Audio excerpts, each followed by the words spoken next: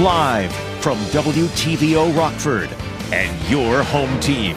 Eyewitness News at 5 starts now. After wrecking their car over the weekend, two men tried to run away from police. The chase ends with one suspect in custody and a firearm off Rockford streets. First responders are more likely to die from taking their own lives than in the line of duty.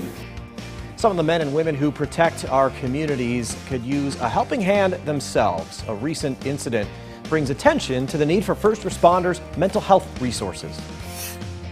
The Facebook whistleblower calls on Congress to put the pressure on the tech giant. I'm Basil John reporting in Washington, why lawmakers say regulations should be in place. Good evening, I'm Eric Wilson. Mimi Murphy is off tonight. Facebook, Instagram, and WhatsApp were down for hours this afternoon. The outage came shortly after a Facebook whistleblower's identity was revealed. She says she saw the company choose what benefits Facebook over what's good for the public. Basil John reports she's set to testify in a hearing with Senate lawmakers. Eyewitness News is keeping you connected to the nation's capital. If they change the algorithm to be safer, they'll make less money. In an exclusive interview, Facebook whistleblower Frances Haugen told 60 Minutes the tech giant is putting company profits over public benefits. She hopes lawmakers around the world see the need to step in. That they get the fortitude and the motivation to actually go put those regulations into place. Tuesday, she will testify before Congress and call on the federal government to put regulations in place. Tennessee Senator Marsha Blackburn agrees. We're going to pressure them. Blackburn says her and her colleagues are disappointed that Facebook knew of the negative impacts its platforms have on kids and teens. But they've never shared that information. They've not worked with parents. They've not said, here's a toolbox. Let's figure out how to make this a helpful experience for your young people, your teenagers. While Facebook recently halted development of its Instagram for Kids app, Massachusetts Congressman Seth Moulton says social media can still be dangerous. I'm worried about it for my kids. We clearly need regulation, and that regulation shouldn't be just a bunch of 25-year-olds sitting in dark rooms at these companies themselves. But Moulton adds he doesn't want to see too much regulation stifle innovation. Reporting in Washington, I'm Basil John. And alleged Rockford gang members behind bars following a weekend car crash. We first told you about the wreck last night. Investigators say 20-year-old Darius Pierce Garcia crashed into a car on Ranger Street. When officers arrived, they say Pierce Garcia and another person ran away. Police tell us they found a gun and an extended magazine in the vehicle. Investigators eventually caught up with and arrested Pierce Garcia. He faces multiple charges. Police released more details about a pedestrian hit by a car Saturday night. Investigators say the victim's a 15-year-old boy. Just before 9:30, officers were called to 20th Street near Reed Avenue for a crash. That's where they found the boy lying in the road with life-threatening injuries. Police say the victim continues to fight for his life. The driver remained on scene. The recent death of Illinois State Trooper Gerald Mason sparked conversation about first responders' mental health. Michelle Rave caught up with a local organization that's made it a mission to bring light to that issue. Michelle, what did you learn? First responders are 1.5 times more likely to commit suicide. This group wants to raise awareness to this problem. It's a huge problem in this country. I mean, 3 reported suicides by first responders in the United States each day, and that's just the reported ones, so that number is probably at least double that. The recent suicide of Illinois State Trooper Gerald Mason hits home for Brad Lindmark. His brother, Greg Lindmark, a Rockford police officer, killed himself in 2015. He served his 30 years and served the community well, very active in victims, the families, always watching out for somebody, and didn't take time to watch out for himself. Brad Lindmark created the Greg Lindmark Foundation in his honor. The goal, helping others going through the same thing. The family wanted to try to help prevent this from happening to another family. Kevin Ogden worked for the Rockford Police Department and worked with Greg for 20 years. I think it all boils down to the types of situations that the first responders and law enforcement are expected to handle, and the scenes that they respond to. When they show up on these scenes, most times they're the first people right there dealing with the impact and seeing people at their worst. They take that with them. I mean, you can't leave that in your locker at work at the end of the day when you go home. Landmark says it's important to support first responders to prevent another tragedy from happening. For a country like ours, for this to be happening, for people that are out there helping us, it's tragic. And more people, more foundations, more groups need to be reaching out and helping. To find more information about the Landmark Foundation, you can find that on mystateline.com. Eric. Thanks, Michelle. Rockford's Family Peace Center continues to expand. The resource was recently awarded nearly $500,000 in federal funding. The city says that's enough money to keep the center going for 3 years. Funding comes from the U.S. Department of Justice's Office on Violence Against Women. Family Peace Center administrators say they will now be able to focus on enhancing victim safety, strengthening victim services, and expanding operations support. Since the center opened in 2020, more than 525 survivors have found help. A State Line Healthcare Center that helps individuals in need gets quite a bit of extra funding. Crusader Central Clinic was awarded nearly $1,140,000. It comes from the American Rescue Plan. Crusader provides medical, dental, and behavioral health services. Every year, it serves almost 60,000 people. The U.S. may need a 90% vaccination rate to fight the Delta variant of COVID. Medical researchers initially said 70% was the goal, but the highly contagious Delta variant's proving difficult to fight. Health officials say it's unlikely we will ever reach herd immunity. Instead, it's more likely that the pandemic will die down, remaining as an endemic virus that will continue to circulate, but at lower rates. Many of the Illinois residents required to get the shot, including teachers. Many Illinois residents are required to get the shot, including teachers. In Belvedere, the superintendent announced Tuesday more than 200 employees had not submitted proof of vaccination or proof of weekly testing. That announcement came with an option to comply or potentially lose your job. Rachel Perry spoke with one of those teachers who chose not to comply. Rachel, she is no longer teaching. That's right, Eric. Lisa, who asks we only use her first name, tells me she is now on unpaid administrative leave. In an email today, Superintendent Daniel Weissman says the number of staff who will not comply is now in the single digits. But Lisa says his announcement to employees feels like a scare tactic and says some might have caved under pressure. I don't care if it's a vaccine or a surgery or whatever it is. It's something you don't want, yet it's being forced upon you in order to keep your job and your livelihood. Lisa is heartbroken and without a job. She tells me she's on unpaid administrative leave because she won't get the vaccine or weekly COVID tests. Do you see yourself ever choosing to get vaccinated or to get these tests in order to go back? I don't foresee it now. Ask me in 3 weeks.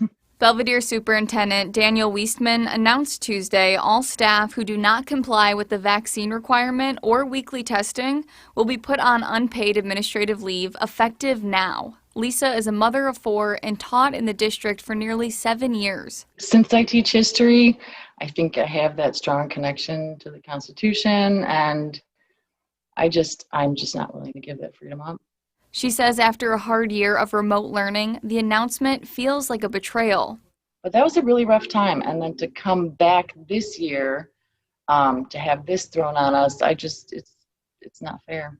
And now she says she really feels worse for the students. After the last 18 months we've had, it's just another uprooting in their education. She tells me standing for what she believes in matters more to her than a job. I just don't feel like people should have to sacrifice their rights and their medical decisions and their privacy. I really don't. I mean, what would be after that? Lisa tells me she is planning on attending the school board meeting tomorrow with others to speak against the requirement. Eric?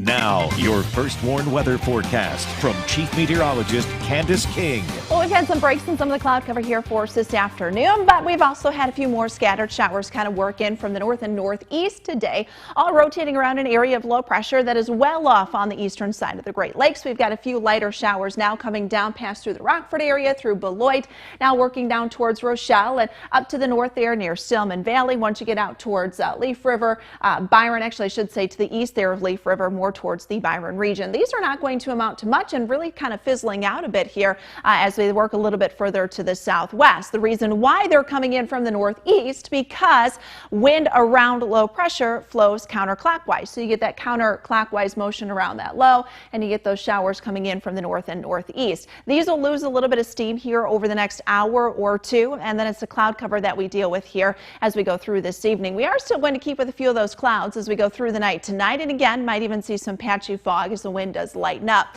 Futurecast going into the day tomorrow wants to paint in a couple of showers into the afternoon. I think we are going to stay dry. That low will pull far enough away to the east of us as another low develops down to the south. And while we don't really work in a lot of dry air, there's just not a lot to really get those showers to go. So more than anything, it's just kind of that mix of sun and clouds for the afternoon. Tomorrow, temperatures will once again climb into the low to mid 70s. The chance for rain will return, though, late in the day on Wednesday. We'll bring back some of that cloud cover after we see some sunshine during the day. Notice the showers kind of rotating in here from the south. That is as another area of low pressure moves in from the south. This low has a little bit more Gulf moisture associated with it. So this low will work in from the south and meander its way back up to the north, sitting overhead as we go throughout the day on Thursday. So the chance for rain returns mid to late week and will stay with us, with Thursday being another day where we have some scattered showers and thunderstorms before our temperatures begin to warm up as we head into the weekend.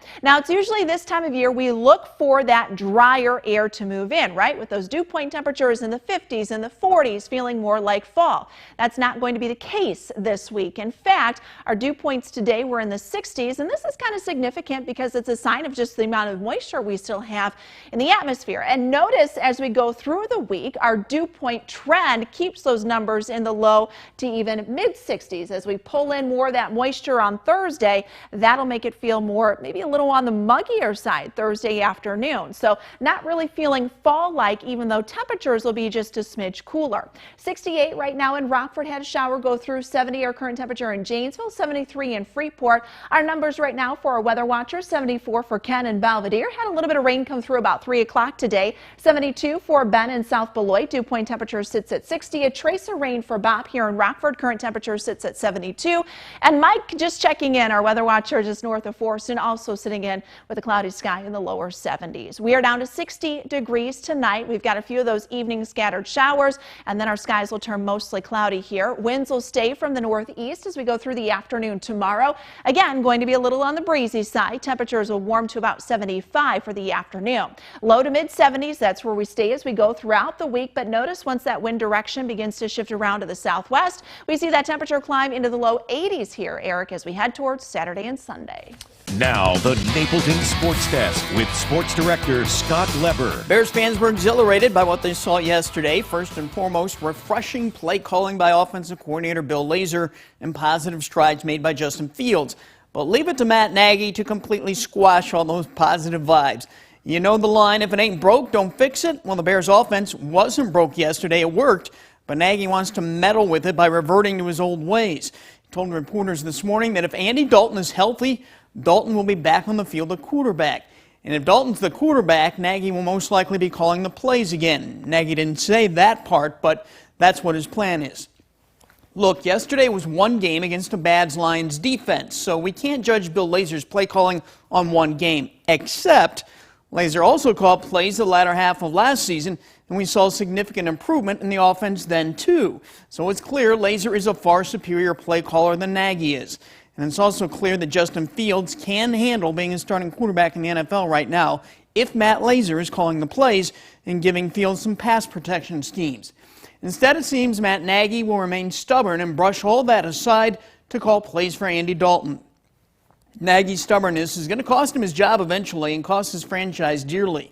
If Nagy really wants to keep his job and do what's best for the Bears, he'll give up the play calling for good and admit it's time to go with Justin Fields, regardless of how unhappy Andy Dalton becomes over that decision. When the Packers are sitting at the quarter point in their season in good shape at 3-1, the upside is they have a lot of room to get better. They've been inconsistent the last 2 weeks, looking really good for a couple quarters and shaky for another quarter. Encouraging signs yesterday, we're seeing Randall Cobb get into the flow. It has taken him some time to adjust to the offense. He seems to have it figured out now. And A.J. Dillon had a big game. Coming into the season, I thought Dillon would be used a lot more than he was the first 3 weeks. Yesterday, he had as many carries as Aaron Jones did. I'd like to see Dillon continue to get his share of touches and keep Jones fresh. As I said, the Packers have room to get better, and they will. Consider that Zadarius Smith hasn't taken the field yet. Neither has David Bakhtiari. Elton Jenkins has missed the last couple of games. Those are arguably three of the Packers' 6 best players. So if they can get those guys back on the field at some point this season, look out. The Packers are good, and we're going to get a better handle on how good when the meat of their schedule comes up here in a few weeks, when they face the Cardinals, Chiefs, Seahawks, and Rams. Candace will have a final weather check in a moment. First, here's a look at what's coming later on News Nation. A modern-day Bonnie and Clyde. Put the guns down now! New video of that unbelievable shootout between teens and police. Tonight, an exclusive interview with the sheriff's sergeant behind the chilling body cam footage. That's coming up on Balance. Now a look at tonight's Dan Abrams Live. Thanks, Leland. Tonight on Dan Abrams Live. New hints in court papers suggest former President Trump could be facing possible indictments over fraud. But could those charges help him going into the next election? That's tonight on Dan Abrams Live. You can catch News Nation on cable and satellite stations you see here. You can also head to newsnation.com. Got a couple of showers kind of rotating in here this evening. Those won't last. We'll keep with the cloud cover as we go through the night tonight. Temperatures cooling off a bit. You've got a little bit of a breeze from the east to northeast. Those numbers in the upper 60s, low 70s will drop down to about 60 degrees tonight. Up to 75 for tomorrow afternoon. We'll see a mix of sun and clouds. A little less in the way of rain as that stays to the south and should stay to the south at least for the first half of the day on Wednesday. Rain showers then increase Wednesday evening, night, and then into the day on Thursday. Thursday, I think, will be a good day to get a few showers and even a couple of isolated thunderstorms. Then, Eric, we're back into the 80s by the weekend. Thanks, Candace, and thank you for spending some of your time with us. Stay safe.